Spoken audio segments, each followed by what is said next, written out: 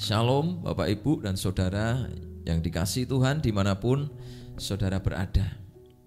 Di masa-masa ini mari kita terus menguatkan hidup kita. Mari kita terus bawa hidup kita di dalam keintiman, di dalam kasih, dalam kesetiaan Tuhan.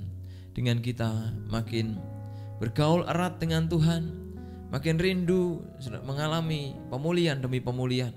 Dan bahkan kita dipakai Tuhan untuk membawa banyak orang datang kepada Tuhan. Saudaraku yang dikasihi Tuhan, mari saya ajak sama-sama untuk melihat dalam satu cerita tentang kehidupan seorang anak Tuhan, seorang hamba Tuhan yang begitu diberkati sekalipun di masa-masa kering, sekalipun ada di masa-masa kelaparan, di masa-masa yang sulit. Tetapi tuntunan Tuhan, penyertaan Tuhan memampukan dia membawa dia mengalami perkara-perkara yang dahsyat. Lihat dalam Kejadian pasal 26 ayat 1 sampai yang ke 35. Tetapi nanti saya akan membacakan di ayat yang pertama dan ayat yang ke-12. Dan kita akan sama-sama belajar firman Tuhan.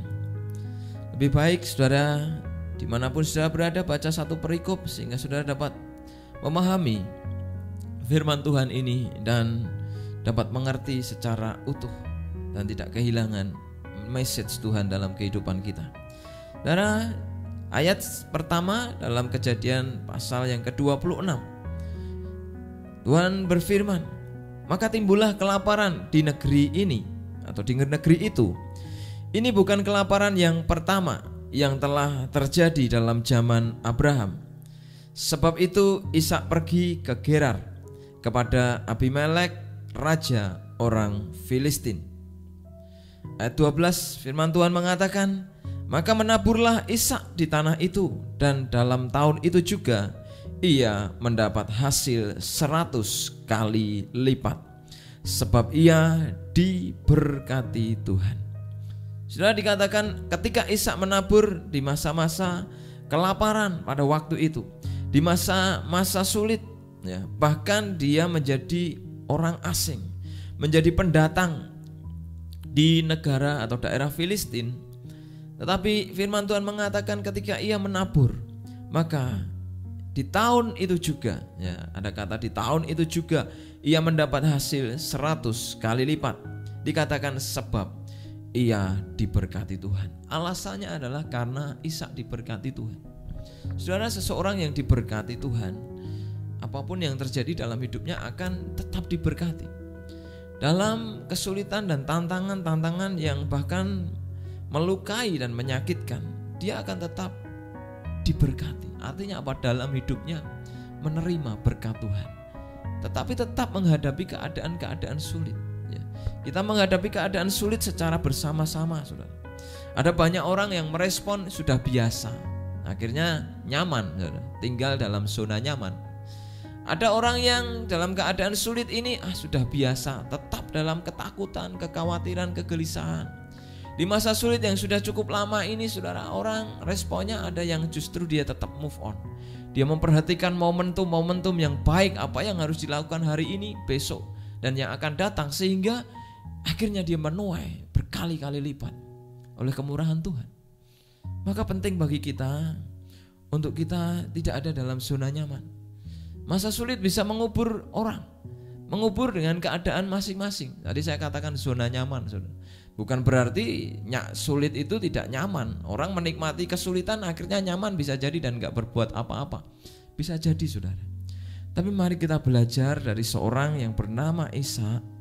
Ketika dia mengalami masa kesesakan, kesukaran, tapi hidupnya diberkati Tuhan. Miliki yang namanya, saudara, kekuatan yang dari Tuhan, penyertaan Tuhan yang setiap hari yang membuat kita bergairah terus dengan Tuhan. Sekalipun saudara dalam menjalani kehidupan ini, ya, seringkali sesuatu masalah atau berita-berita bisa mengejutkan kita dan membuat kita bisa saja mengalami sesuatu, mungkin sedikit takut, sedikit khawatir, sedikit berpikir, ya berasumsi ini dan itu. Tetapi percayalah ketika kita benar-benar bersandar kepada Tuhan, kita akan mengalami pertolongan dan berkat-berkatnya. Yang pertama, kenapa Ishak mengalami hal itu? Kenapa Ishak tetap diberkati dan menjadi orang yang mengalami hal-hal yang berbeda di masa-masa sukar? Yang pertama, Ishak terus belajar memegang firman Tuhan. Ishak memegang teguh firman Tuhan. Mari saudara, kita belajar teguh pegang firman Tuhan. Saudara, orang yang memegang teguh firman Tuhan, tandanya ya dari ayat-ayat ini selalu saudara, Ishak itu mendirikan mezbah dimanapun ia berada. Ketika ia tinggal dan berpindah-pindah tempat, ia selalu meniru cara hidup ayahnya, yaitu mendirikan mezbah. Saudara, mezbah sebagai sarana yang pertama untuk mempersembahkan korban, atau intinya adalah mempersembahkan sebuah kehidupan. Mezbah bisa menjadi sebuah panggung, saudara. Tapi juga panggung di situ adalah panggung yang terbuka, terlihat di depan orang, atau panggung di balik layar ketika kita sendirian. Saudara, mezbah berbicara artinya adalah sebuah, di situ ada korban bakaran di masa perjanjian lama. Ada korban yang diberikan kepada Tuhan. Namun di masa sekarang, mezbah saudara adalah sarana mempersembahkan korban kehidupan dengan kita mempersembahkan tubuh, jiwa dan roh kita, merespon dengan benar sesuai dengan kehendak Tuhan. Mezbah yang kedua juga merupakan sebagai sarana membangun keintiman dengan Tuhan, di mana hadiratnya akan membuat kita merasa semakin tenang, semakin kuat, semakin percaya untuk melangkah. Di dalam keintiman di mezbah itu juga ada perjumpaan dengan Tuhan, sehingga kita menerima visinya. Kita menerima visi, menerima perkataan Tuhan, menerima rema dari Tuhan. Jadi ketika membangun keintiman bisa terjadi di mana saja, saudara. Membangun kehidupan ini terjadi di mana saja. Jadi mezbah ketika di zaman Perjanjian Lama didirikan di tempat-tempat tertentu. Tapi di masa sekarang, di zaman ketika kita dipimpin oleh Roh Tuhan, mezbah didirikan dimanapun kita berada. Artinya di mana saja, saudara. Saudara di rumah, saudara di kantor, saudara di tempat studi, saudara di tempat pelayanan, saudara di gereja, saudara dimanapun, mezbah harus kita tegakkan di hadapan Tuhan. Karena itulah kita akan terus mengalami keintiman dengan Tuhan. Nah saudara, apa yang terjadi ketika Ishak membangun keintiman, membangun mezbah? Dia mempersembahkan korban, tetapi dia juga intim dengan Tuhan. Banyak orang Israel yang mempersembahkan korban di mezbah, tetapi tidak membangun keintiman. Dia memberikan korban, tapi tidak berhubungan intim dekat dengan Tuhan. Tapi Ishak melakukan keduanya, saudara, sehingga yang terjadi, Tuhan berbicara kepadanya. Ayat 12 sampai dengan 15 dari Kejadian 26, sabda Tuhan mengatakan, ya,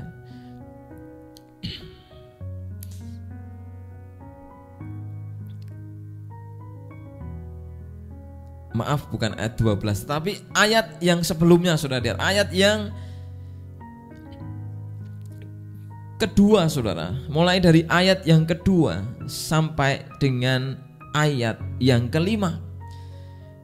Lalu Tuhan menampakkan diri kepadanya serta berfirman, "Janganlah pergi ke Mesir, diamlah di negeri yang akan kukatakan kepadamu. Tinggallah di negeri ini sebagai orang asing, maka aku akan menyertai engkau dan memberkati engkau. Sebab kepadamulah dan kepada keturunanmu akan kuberikan seluruh negeri ini, dan aku akan menepati sumpah yang telah kuikrarkan kepada Abraham ayahmu. Aku akan membuat banyak keturunanmu seperti bintang di langit. Aku akan memberikan kepada keturunanmu seluruh negeri ini, dan oleh keturunanmu semua bangsa di muka bumi akan mendapat berkat. Karena Abraham telah mendengarkan firmanku dan memelihara kewajibannya kepadaku, yaitu segala perintah, ketetapan, dan hukumku."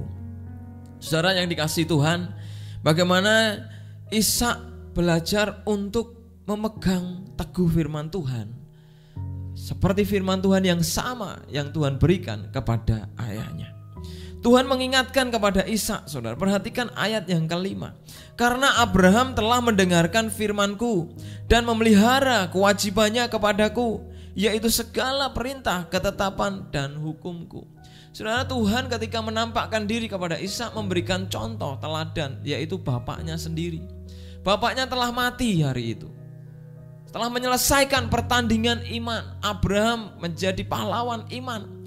Sehingga Tuhan mengatakan, dia mendengarkan firman-Ku, dia memelihara kewajibannya, dia taat segala ketetapan dan perintah-Ku.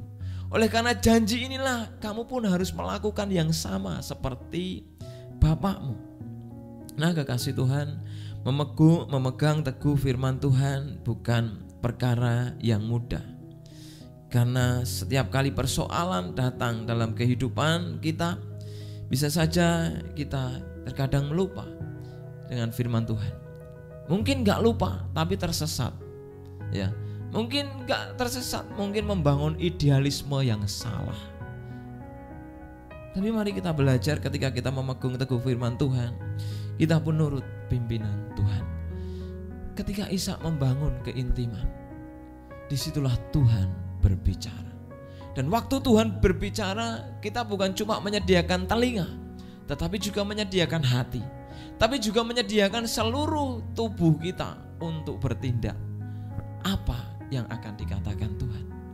Saudaraku, mari belajar bangun keintiman, tapi juga biarkan Tuhan berbicara dalam hidup kita. Biarkan firman-Nya merema dalam kehidupan kita.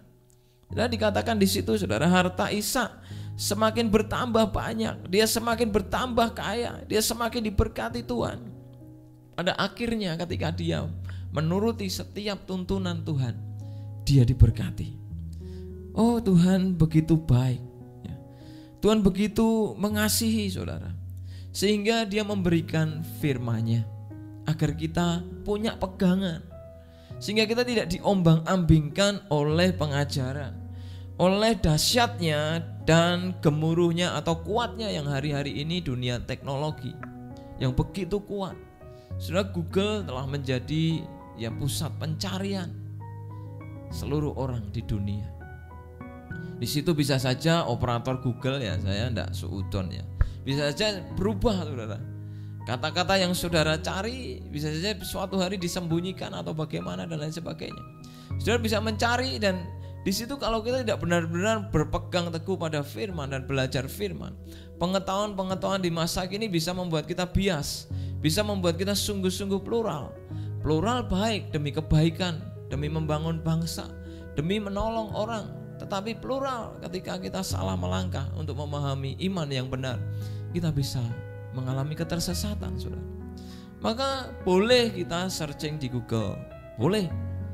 Tapi kita juga harus belajar firman dengan kuat. Kita punya pemahaman iman yang kuat secara pribadi dengan setia, disiplin membaca firman Tuhan, merenungkan firman Tuhan, memiliki kerinduan meningkatkan level pengertian firman, dan terlebih melakukan firman. Belajar mengalami pemulihan-pemulihan dari Tuhan dengan cara melakukan firman. Saya percaya orang yang seperti ini tidak akan stagnan. Cerita hidupnya akan berubah baru setiap hari. Hari ini Tuhan bicara, hari ini Tuhan melakukan yang baik. Ada kesaksian yang selalu baru, bukan kesaksian yang dulu-dulu aja, saudara, tapi selalu baru. Saya melihat bagaimana orang-orang yang memegang teguh firman, Tuhan berbicara dalam hidupnya, sekalipun bukan secara audible, saudara, tapi secara firman biasa. Ketika dia baca firman, ada rema. Dia baca Alkitab, ada rema. Roh Kudus kuatkan, dia melangkah dengan setia. Oh, saudara, mengagumkan hidupnya. Saya diberkati banyak dari banyak orang yang seperti ini. Orang yang seperti ini yang mengalami Tuhan dalam hidupnya menjadi fokus bagi saya untuk membangun kehidupan saya. Saudaraku yang dikasihi Tuhan, mari belajar untuk pegang teguh firman, mewariskan firman kepada anak-anak kita, mewariskan firman kepada cucu-cucu kita, mewariskan firman kepada generasi-generasi ini, sehingga mereka kuat di dalam Tuhan.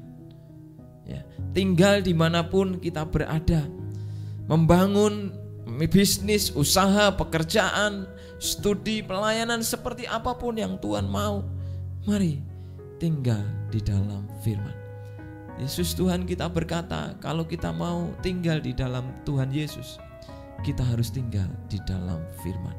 Ketika orang tinggal di dalam firman, dia harus juga tinggal di dalam Yesus, di dalam roh Tuhan yang menuntun kehidupannya. Nah, kekasih Tuhan, Ishak belajar untuk membangun mezbah dan di dalamnya dia menghidupi firman Tuhan. Saudara, di masa-masa itu dia diperhadapkan dengan banyak hal. Yang kedua, saudara, yang masih berhubungan dengan itu untuk melakukan atau memegang teguh firman Tuhan. Yang kedua, mari kita menanggalkan rasa takut. Ishak memiliki ketakutan, saudara. Ketakutan, satu ketakutan di pasal itu, yaitu di ayat 7, saudara. Ketika orang-orang di tempat itu bertanya tentang istrinya, berkatalah ia, dia saudaraku, sebab ia takut mengatakan, iya istriku, karena pikirnya, jangan-jangan aku dibunuh oleh penduduk tempat ini karena Ribka, sebab elok parasnya. Sudah perhatikan dengan baik. Mungkin kita bisa berkata, aku tidak takut. Bahkan saya pun yang hari ini sampaikan firman Tuhan bisa berkata, saya tidak takut. Hari ini ketakutan menyelinap muncul secara tiba-tiba di saat saudara dan saya lengah. Mungkin kita sudah kuat, tapi saudara, kita harus terus mengingat, berjalan bersama Tuhan. Artinya mengingat-ingat, oh, ada Tuhan setiap hari. Sehingga kita bertindak, oh ada Tuhan menyertai. Kita bertindak, berpikir apapun berdasarkan itu, sehingga kita akan keluar dari rasa takut, saudara. Tapi masalah sekali lagi akan menyudutkan, menggiring kehidupan siapapun, saudara, kepada satu hal yang namanya ketakutan dan kekhawatiran. Ketakutan adalah perasaan yang membuat kita tidak dapat menghadapi persoalan dan tantangan hidup. Saudara, ketika Ishak takut, dia enggak takut, saudara, mungkin dalam dia mengarungi menjalani tanah Kanaan yang begitu luas, ya. Dia tidak takut mungkin menghadapi kekeringan, kelaparan dan bencana, karena itu sudah biasa, ya. Seorang yang hidup sebagai seorang nomaden atau orang yang hidupnya berpindah-pindah tempat sering kali menghadapi badai gurun, sudah biasa. Tetapi ketakutan-ketakutan tertentu muncul menyelinap dalam benak kita, seperti yang dialami Ishak. Ia takut dan membangun sebuah benteng keamanan bagi dirinya. Dia ingin menyelamatkan dirinya karena dia takut kalau orang-orang Filistin dan juga raja negeri Gerar Filistin menangkap dia dan membunuh dia. Maka dia berlindung di balik yang namanya istrinya yang cantik, suruh mengaku bahwa dia adalah saudaranya. Ya memang kalau diurut-urutkan memang masih saudaranya. Etika situasi, saudara. Tetapi apapun yang terjadi, mari kita belajar murni untuk tidak takut. Belajar murni untuk benar-benar mengandalkan Tuhan di saat kondisi apapun. Tuhan yang menjadi sandaran kita. Hari itu Ishak bersandar kepada satu pemahaman, kalau orang tahu Ribka adalah adikku, aku aman. Iya kan, saudara? Perhatikan baik-baik, apa yang hari ini membuat saudara takut, tidak berani melangkah dalam firman Tuhan. Dalam studi saudara, apa yang membuat saudara takut, tidak berani belajar dengan disiplin, tidak berani memiliki prestasi yang lebih tinggi, tidak berani melakukan perkara-perkara yang Tuhan ingin saudara lakukan. Apa, saudara? Rasa takut itulah yang akhirnya membuat kita nyaman dan tertidur. Saudaraku yang dikasihi Tuhan, tinggalkan rasa takut. Saudara, rupa-rupanya takut ini bisa jadi warisan.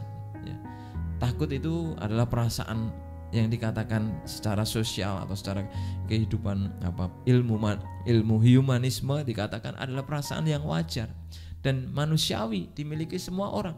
Dan itu menurun, saudara. Abraham pun punya ketakutan yang sama dan dia berlindung dalam ketakutan yang sama. Ternyata itu menurun tanpa disadari. Dan Ishak, ya, saya menganggap itu sebuah kebenaran. Sehingga Tuhan perlu mengkoreksi hidupnya.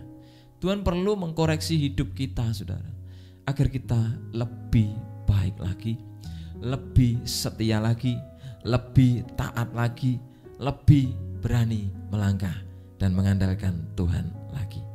Saudara, ada banyak orang yang terikat dengan adat, dengan tradisi, membebankan tradisi yang besar, ya, untuk menikah. Wah, maharnya ratusan juta. Pegawai biasa dengan gaji UMK nabung ngeden, saudara, dan gak akan berani menikah dengan orang yang menurutnya terbaik, tapi tantangannya wah segunung mental, saudara. Inilah orang-orang yang diperhadapkan dengan ketakutan. Ayo keluar dari ketakutan. Orang diperhadapkan dengan pelayanan yang besar. Ya, seringkali Pak Gembala berkata, saudara, saya pingin anak-anak rohani saya, orang-orang yang bersama saya, melakukan lebih besar dari yang saya lakukan. Saya berkata amin. Saya pun kalau berpikir tidak akan bisa mampu melakukan apa yang Pak Markus lakukan bersama Tuhan. Tapi saya belajar, kalau Tuhan mau pasti bisa, ya kan? Kalau Tuhan mau pasti kita bisa. Maka saudara belajar mengandalkan Tuhan, jangan rasa takut yang berlebihan. Saya percaya hamba Tuhan yang mendoakan saudara, yang memberkati saudara seperti Pak Markus yang mengatakan kalian pasti bisa. Dia telah melepaskan berkatnya. Tidak ngomong dengan sembarangan, ngomong dengan iman, berbicara dengan iman. Mari saudara kita tangkap. Tinggalkan ketakutan yang menjadi penjara dalam hidup kita. Apa itu? Minta Roh Tuhan selidiki hidupmu, sehingga kita akan menemukannya dan kita keluar dari ketakutan. 1 Yohanes 4 ayat 18. Di dalam kasih tidak ada ketakutan. Kasih yang sempurna melenyapkan ketakutan. Sebab ketakutan mengandung hukuman, dan barang siapa takut, ia tidak sempurna di dalam kasih. Saudara, hukuman di sini berbicara tentang hukuman kekal. Hukuman di akhir kehidupan dari segala kehidupan semesta dan manusia. Penghakiman yang dilakukan Allah kepada semua orang yang berdosa.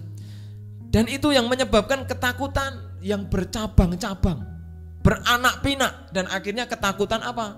Anak-anaknya apa? Ketakutan terhadap persoalan ini, persoalan itu, persoalan kecil-kecil dalam kehidupan rumah tangga, dalam kehidupan kita masing-masing. Tetapi sumbernya adalah ketakutan, dibangun dari ketakutan karena penghukuman kekal. Nah, kalau kita sudah ditebus oleh Yesus Kristus Tuhan kita yang menjadi juru selamat kita, kenapa kita takut? Sumbernya sudah ditutup Tuhan. Sumber ketakutan sudah ditutup Yesus dengan kematian dan kebangkitannya. Mari kita bangkit, sandarkan semua kehidupan kita kepada Kristus yang telah melakukan segala-galanya bagi hidup kita. Sehingga ketakutan-ketakutan kecil itu akan satu demi satu sirna dalam kehidupan kita. Dalam kasih tidak ada ketakutan. Titik. Saya kalau lihat firman Tuhan ini kadang protes, saudara. Tapi kan Tuhan, tapi sekarang saya belajar, oke, saya nurut. Mungkin secara kehidupan kita kadang takut, tapi mari kita samakan dengan firman ini. Di dalam kasih tidak ada ketakutan. Artinya saya harus belajar tidak takut lagi, dan semakin tidak takut dan sampai hilang rasa takut dalam kehidupan kita. Maka kasih itu akan menjadi sempurna, karena kasih itu sendiri, Tuhan sendiri yang melenyapkan ketakutan dalam kehidupan kita. Yang terakhir saudara, yang ketiga, mari kita melangkah dalam kesabaran. Perhatikan ayat 12. Perhatikan ayat 12 saudara, dari Kejadian pasal 26. Dikatakan, maka menaburlah Ishak di tanah itu, dan dalam tahun itu juga ia mendapat hasil 100 kali lipat, sebab ia diberkati Tuhan. Perhatikan frase kalimat dalam tahun itu juga. Saudara, jangan perhatikan diberkati 100 kali lipat dulu, saudara. Itu pasti Tuhan akan kerjakan dalam hidup kita. Tapi perhatikan dalam tahun itu juga. Dalam tahun itu juga, dalam firman Tuhan memiliki makna. Di situ kurang lebih ada waktu setahun. Ketika Ishak menabur, dia tidak langsung tiba-tiba menuai. Dia tiba-tiba mengalami, tapi ada masa-masa tertentu sehingga dia akhirnya mengalami tuaian 100 kali lipat. Saudara, saya rindu kalau kami hamba Tuhan mengalami, saudara mengalami. Oleh karena itu selalu didorong oleh Bapak Gembala, ayo sama-sama lakukan, sama-sama kerjakan, sama-sama saling membantu. Agar apa, saudara? Semua menuai bersama-sama. Bukan hanya 1-2 orang tertentu yang bisa bersaksi dan bercerita, tapi kita semua, anak-anaknya, kekasih-kekasihnya, umatnya bisa bersaksi karena mengalami janji Tuhan. Melangkah dalam kesabaran di sini gambarannya adalah ya dalam tahun itu juga. Dalam Yakobus 5 ayat 7 sampai 8 dalam terjemahan sederhana Indonesia, firman Tuhan berbicara jadi saudara-saudari, karena Allah mengetahui segala kesusahan kita, bersabarlah sampai Tuhan Yesus datang kembali. Sebagai contoh, pikirkanlah para petani yang dengan begitu sabar menanti turun hujan sesudah musim tanam dan sebelum musim panen. Demikian jugalah kalian masing-masing. Sabarlah dan kuatkanlah hatimu karena Tuhan segera datang. Saudara, di situ dikatakan bagaimana kita harus sabar dan dicontohkan, memikirkan, merenungkan apa yang petani lakukan dengan kesabaran. Saudara mungkin hari ini harus bersabar menunggu ya pekerjaan, bersabar menunggu bisnis saudara diberkati, bersabar menunggu jodoh, bersabar menunggu studi, ya belum ada kepastian apakah sekolah lagi atau tidak karena keuangan dan sebagainya. Bersabar menunggu pelayanan-pelayanan. Apa harus dikerjakan? Buka komsel kah? Mulai persekutuan kah? Atau melakukan apa? Pelayanan-pelayanan dalam diri saudara yang Tuhan gerakkan. Saudara, di situ dikatakan contohlah petani, renungkan. Petani itu ya sudah, kalau saya perhatikan dia tidak, waktu dia setelah menabur dia tidak langsung pergi perung dan nunggu di rumah dan nanti berapa bulan dilihat sudah berbuah. Ya memang kalau tanaman ditabur pasti sebagian akan berbuah, saudara. Panen ini sih pasti panen, saya rasa. Karena waktu saya lihat Pak Yohanes Apu di Kalimantan, kadang dia selama berhari-hari ada di hutan, tapi kadang ditinggal lama tunggu panen. Akhirnya ya panen. Tetapi ingat, panennya gak akan 100 kali lipat, gak akan maksimal. Karena apa? Gak seperti petani. Saudara, saya lihat petani yang benar-benar ya saudara, itu dia datang, saya memang bukan petani ya, tapi saya melihat ya di samping rumah saya waktu lama di Salaan itu ada sawah, saudara. Ya, itu petani yang dulu mengerjakan berganti-ganti. Ada yang sembarangan, akhirnya hasilnya cuma separuh, hasilnya seperapat, dimakan angin, dimakan hama. Tapi ada juga saya perhatikan petani waktu dia sewa garap itu hasilnya maksimal, saudara. Nah, waktu itu orang itu dia datang ya, waktu dia tabur, setelah dia menabur, besoknya dia datang lagi dengan tekun, dengan disiplin. Tiap pagi dia cek air ya. Tiap pagi sampai sore, sampai petang dia perhatikan tanaman itu dari ujung pojok depan sampai dengan ujung ke belakang sini. Dia cek, dia kelilingi pertumbuhannya, bahkan diukur, saudara. Itu luar biasa. Nah, kemudian dia perhatikan setiap hari kalau udah mulai besar, dia perlu apa? Nggak ada kerjaan, dia nggak tidur, saudara. Dia apa? Mulai tanami tanaman-tanaman tumpang sari, saudara. Dia mulai tanami yang lain. Dia selalu ada kerjaan. Sehingga ketika dia menuai, dia bukan hanya menuai padi, tapi dia juga menuai kacang panjang. Dia juga menuai pohon yang di pojok-pojok itu yang agak jauh dari sawahnya. Dia juga menuai yang lain, bayam dan lain sebagainya, yang apa yang dia tanam. Berlipat kali ganda kan, saudara? Nah, saudaraku yang dikasih Tuhan, mari berdisiplin dalam melatih kesabaran. Sabar ini sulit, saudara, dan kita berjuang dengan kesabaran. sehingga pada waktunya kita boleh menuai setiap janji Tuhan. Kata kesabaran di situ, saudara, dalam surat Yakobus di situ dijelaskan dan ditulis dari satu kata, yaitu makrotumeo, yang artinya adalah kesanggupan untuk bertahan dan berani, saudara, dalam menanggung kemalangan dan masalah. Perhatikan, kesabaran di situ makrotumeo artinya adalah kesanggupan untuk bertahan dan berani dalam menanggung kemalangan. Ada banyak orang sanggup bertahan tetapi tidak berani mengambil keputusan, tetap di zona nyaman, ya. Tapi perpaduan itulah yang ingin Tuhan berikan dalam hidup kita. Kemampuan itu yang sedang Tuhan latih di masa-masa krisis. Saudara, hari-hari ini saudara, saya kembali mendorong teman-teman di pemuda untuk kita bergerak. Kita kerjakan apa yang harus kita kerjakan. Minimal lakukanlah. Nanti kita belajar setia. Kalau dulu kita pernah punya visi yang ini, diberi Tuhan ini, gak setia, kita kembali ke yang itu. Kita mulai setia, kita latih lagi. Seharusnya kita udah nyampe level bangsa, tapi kita harus mulai dari nol lagi. Karena apa? Gak disiplin. Memang gak ada kedisiplinan, gak akan menuai, ya. Yang menuai hanya sok-sok saja sudah. Tetapi untuk menuai 100 kali lipat dibutuhkan ketekunan, dikatakan kesanggupan untuk yang namanya berani, ya saudara, menunggu proses, bertahan dan berani menanggung apapun resikonya. Mari belajar dengan ini, dengan disiplin apa yang harus saudara tumbuh di Tuhan hari ini. Mungkin studi saudara, ayo awas hari ini apa yang terjadi di studi kita, ya. Mungkin ada kekurangan sistem-sistem yang baru. Mulai saudara mungkin mengalami tatap muka. Perhatikan, tatap muka tidak mudah untuk masa jangka yang lama setelah saudara di rumah.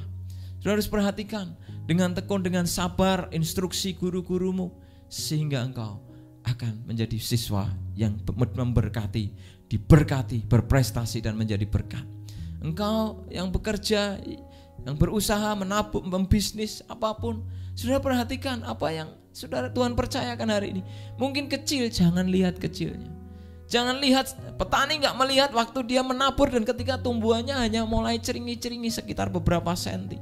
Dia tetap setia, datang pagi, cek air, selalu ada pekerjaan, ada rencana-rencana yang harus dia kerjakan, sehingga dia mengalami hal yang dahsyat, yaitu menuai pada waktunya.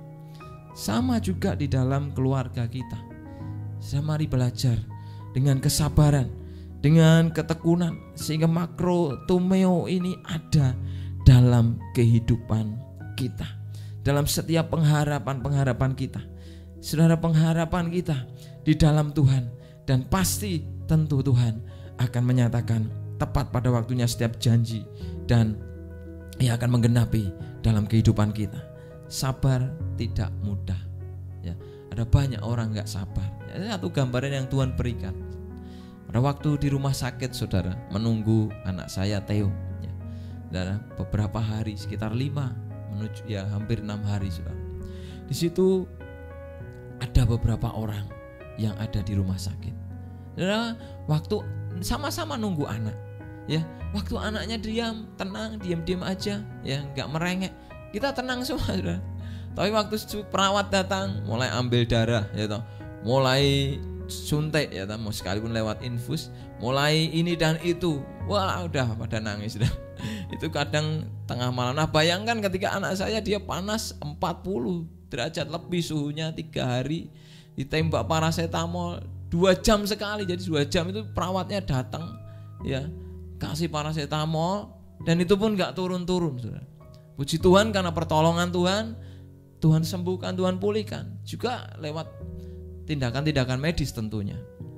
Tetapi yang saya lihat ketika 2 jam datang, saudara, anak saya pasti merengek, paling gak merengek. Kadang kalau moodnya itu lagi bawaannya sedih, dia pasti nangis dan akan bengok-bengok. Nah, sudah di situ menuntut juga kesabaran. Satu pelajaran penting yang saya perhatikan dalam beberapa hari. Wah, kadang emosi, saudara, kadang marah, tapi ono tonggo nih, waktu nggak ada tangga nih. Tapi kita juga berpikir, aku harus didik anak, gimana dia nantinya. Nah, dalam pertempuran itulah kita harus punya yang namanya tadi dikatakan yang namanya mampu bertahan tetapi juga berani melangkah. Bukan hanya bertahan tapi berani melangkah. Sehingga waktunya tiba Tuhan memberkati saudara dan kita akan menuai 100 lipat kali ganda. Saudaraku yang dikasih Tuhan, kesabaran itu indah kalau kita menjalaninya bersama dengan pimpinan Tuhan. Mari kita melangkah dalam iman sehingga kita mengalami berkat-berkat Tuhan dan dipakai Tuhan menjadi terang, menjadi berkat bagi jiwa-jiwa yang hari ini membutuhkan pertolongan, uluran tangan kita. Tuhan Yesus memberkati kita semua.